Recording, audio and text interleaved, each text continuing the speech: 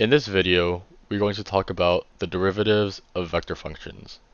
So first, let's quickly review. If we have a 2D curve, let's say this curve is a function where we have y as a function of x.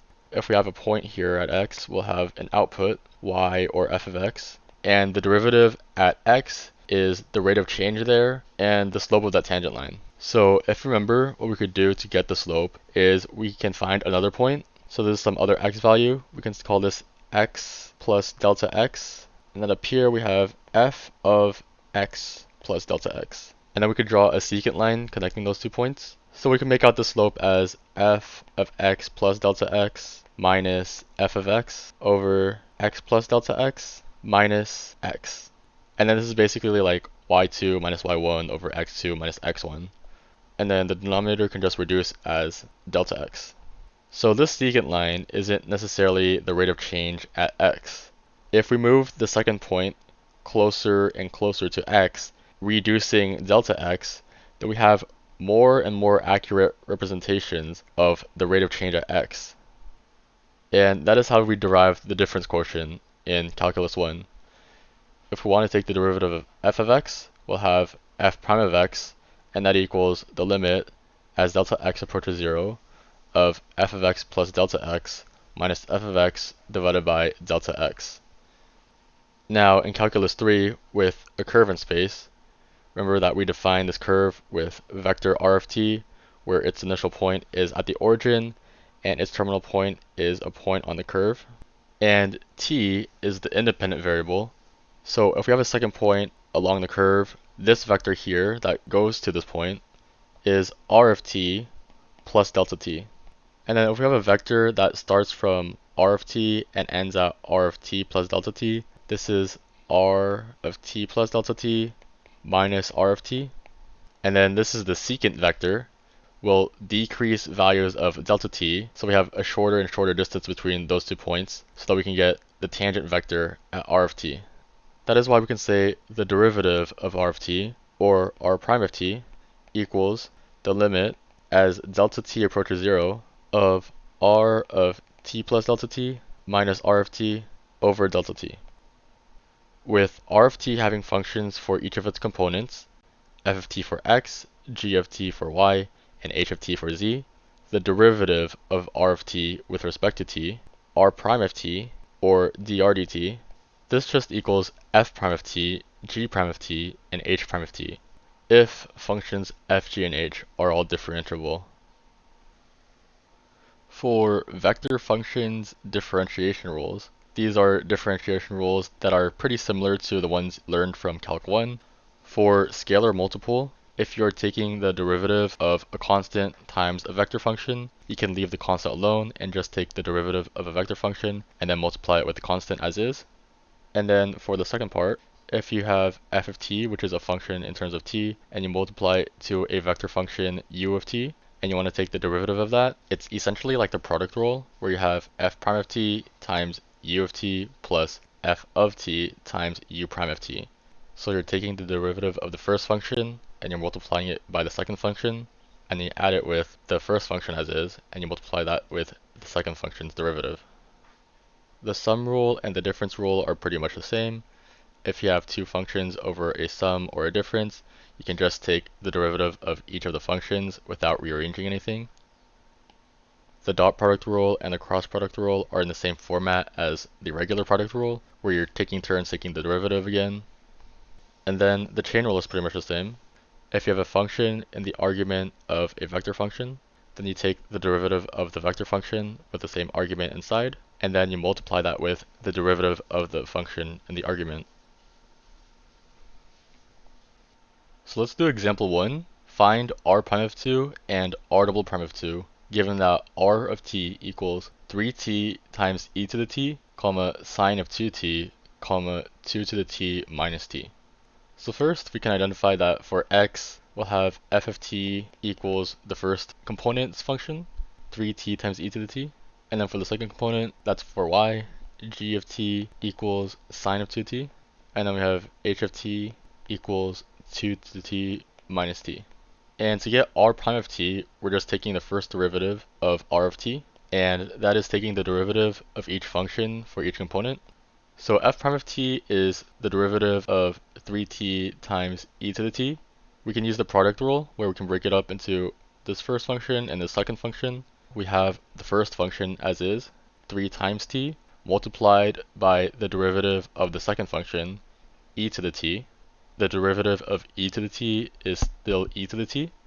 And then we add this with the derivative of 3 times t, which is 3, times e to the t as is. For g prime of t, we can use the chain rule. So the derivative of sine is cosine. We keep the argument the same. And using the chain rule, the derivative of 2t, which is the argument, is 2. So we just multiply it out here. And for h prime of t, the derivative of 2 to the t, we write 2 to the t as is, and we multiply this by the ln of the base, which is 2. And then we have a minus sign, and then we take the derivative of t, which is just a 1. Now we can plug in 2 for t, and evaluating r prime of 2, we have 3 times 2 times e raised to the second power plus 3 times e to the second power. And here we have 2 times cosine of 2 times 2. And then we have 2 to the second power times ln of 2 minus 1. And then we can simplify. 3 times 2 would give us a 6. So we have 6e squared plus 3e squared. So we have 9e squared. And then we'll have a 2 times cosine of 4. And then we'll have 4 ln of 2 minus 1. And this is the vector r prime of 2.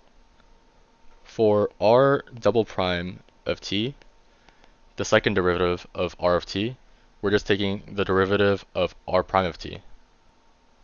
So for f double prime of t, we are taking the derivative of 3t times e to the t plus 3e to the t.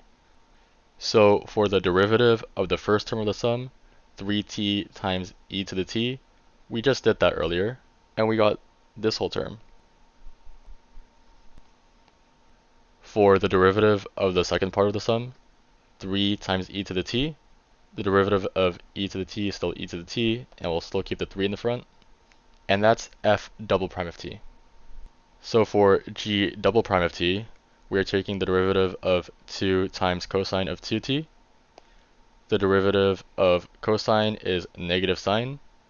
And with the chain rule, we need to take the derivative of the argument, 2 times t. The derivative of that is just a 2, and we multiply it on the outside. So we can say we have negative 4 times sine of 2t.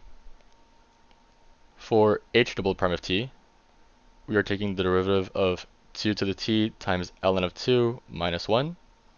The second part of the difference is a constant, so this will go away. Ln of 2 is a constant, so we can just attach it to the front of the derivative of 2 to the t. And like before, we said the derivative of 2 to the t is 2 to the t times ln of 2. Let's simplify this a little bit. So for the first term, we'll have 3t times e to the t plus 6e to the t. And then we'll still have negative 4 times sine of 2t. And then we have the ln squared of 2 times 2 to the t. So now we can plug in a 2 for t, and we can say r double prime of 2 equals 3 times 2 times e to the second power plus 6 times e to the second power, comma, negative 4 times sine of 2 times 2, comma, ln squared of 2 times 2 to the second power, and in the end we should get r double prime of 2 equals 3 times 2 is a 6. We have e to the second power plus a 6 times e to the second power.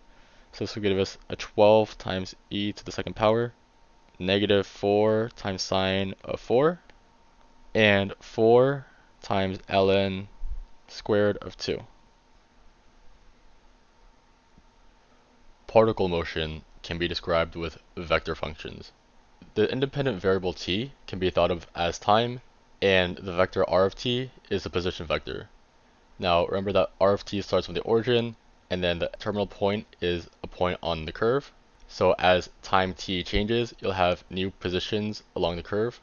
Taking the derivative of r of t, the position vector, gives you v of t, or the velocity vector. So we could say v of t equals r prime of t, or dr dt. If you take the magnitude of the velocity vector, you'll have the speed. If you take the derivative of the velocity vector, or the second derivative of the position vector, you'll have the acceleration vector. This equals v prime of t, or r double prime of t.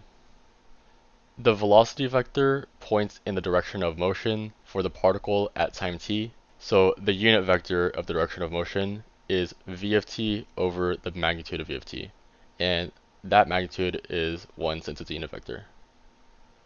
For example 2, a vector-valued function r of t describes the position of a particle at time t. If r of t equals 3 times cosine of t, 4 times sine of t, find the velocity, acceleration, and speed, and evaluate them at time t equals pi over 4. Sketch the curve and the vectors r of pi over 4, v of pi over 4, and a of pi over 4. So from r of t, we can make out these parametric equations. X equals 3 times cosine of t, and y equals 4 sine of t. We know that cosine squared of t plus sine squared of t equals 1. So if we rearrange the parametric equations, we can substitute in x and y for t, and this is x squared over 9 plus y squared over 16 equals 1, and we know this is an ellipse, and we can plot that on the xy plane. So let's start off with the position vector. If we plug in a pi over 4 for t, r of pi over 4 equals 3 times cosine of pi over 4. The cosine of pi over 4 is rad 2 over 2, 4 times sine of pi over 4. That is also rad 2 over 2. So r of pi over 4 equals 3 rad 2 over 2, 4 rad 2 over 2, and this can reduce to 2 rad 2. So for the r vector, we start at the origin, and then we go to the point 3 rad 2 over 2, 2 rad 2. This is r of pi over 4. Next, we have the velocity vector. V of t equals r prime of t. So taking the derivative of r of t, the derivative of 3 cosine of t is negative 3 sine t, and then the derivative of 4 sine t is 4 cosine t. If we plug in a pi over 4 for t, we'll get negative 3 times sine of pi over 4, which is rad 2 over 2, 4 times the cosine of pi over 4, this is rad 2 over 2. So the velocity vector at t equals pi over 4 equals negative 3 rad 2 over 2, 2 rad 2. When we draw v of t, we put the velocity vector starting on the point where the r vector terminates, and then we could say that this is v of pi over 4. For the acceleration vector, we are taking the derivative of the velocity vector, or the second derivative of the position vector. The derivative of negative 3 times sine of t is negative 3 times cosine of t, and the derivative of 4 cosine of t is negative 4 sine of t. So we'll have negative 3 rad 2 over 2, negative 2 rad 2. Also for the acceleration vector, we start at the point where r of t ends. So this acceleration vector should point from the point back to the origin. And then finally, speed is the magnitude of velocity. So we should have negative 3 sine of t all squared plus 4 times cosine of t all squared. And we take the square root of all that. This should give us 9 sine squared of t plus 16 cosine squared of t all square rooted. Plugging in a pi over 4, we'll have square root 9 times the sine of pi over 4 is square root of 2 over 2, and then this is squared, plus 16 times the cosine of pi over 4 is also rad 2 over 2. This is also squared, and this should equal square root of 9 over 2 plus 8, or approximately 3.536. And its units are some units of length over some units of time. It's not specified in this problem, but it could be something like feet per second, meters per second, miles per hour, and so on. Example 3. A vector-valued function r of t describes the position of a particle at time t. If r of t equals t squared, comma, sine of t, comma, ln of t, A. Find the velocity and acceleration and evaluate them at time t equals 1. B. Find the equation of the line tangent to the curve at t equals 1 passing through the terminal point of vector r of 1.